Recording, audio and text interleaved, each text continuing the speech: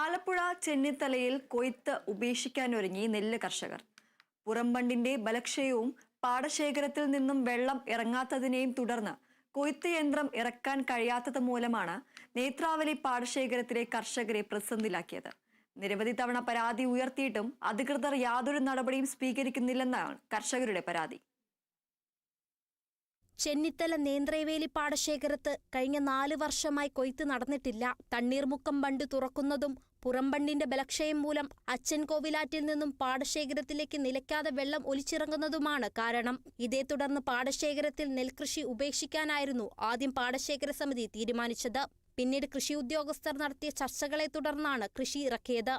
എന്നിട്ടും അവസ്ഥയിൽ മാറ്റമില്ല. 110 ഏക്കറിലെ കൊയ്യാനിരുന്ന നെല്ല് മുങ്ങിയതോടെ കർഷകർ ദുരിതത്തിലായി. അള്ളകളിലൂടെല്ലാം വെള്ളം ഈ കണ്ടത്തിലെല്ലാം നിറഞ്ഞു നിൽക്കുകയാണ്. പഞ്ചായത്ത് കൊയ്ത്ത് വെച്ചിരിക്കുകയാണ്. കണ്ടം നിലം ഒരിക്കലും ഇത് ഉണങ്ങിയിട്ടില്ല. മെഷീൻ ഒരു കാരണവശാലും ഇറങ്ങേണ്ട സാഹചര്യമാണ്. അങ്ങനെ വരുമ്പോൾ കൃഷി ഉപേക്ഷിക്കുന്ന സാഹചര്യത്തിൽ തന്നെ ആയിരിക്കുകയാണ്. അപ്പം മുഖ്യമന്ത്രിക്കും MLA-ക്കും നമ്മുടെ കൃഷി മന്ത്രിക്കും ഒക്കെ പലതവണ പരാതി നൽകിയിട്ടുണ്ടെങ്കിൽ ഇതുവരെ നമുക്ക് യാതൊരു ആനുകൂല്യത്തിൻ്റെ ഭാഗത്ത് കിട്ടിയിട്ടില്ല.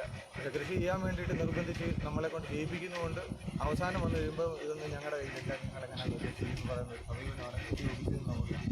പുറംബണ്ടിന്റെ ബലക്ഷയം കാരണം നേരിയ തോതിൽ ആദ്യം വെള്ളം കയറി. സ്ഥിതി രൂക്ഷമായപ്പോൾ പാടശേഖര സമിതിയുടെ നേതൃത്വത്തിൽ പമ്പിംഗ് നടത്തിയെങ്കിലും ശക്തമായ മഴ കാരണം പമ്പിംഗ് വിജയം കണ്ടില്ല.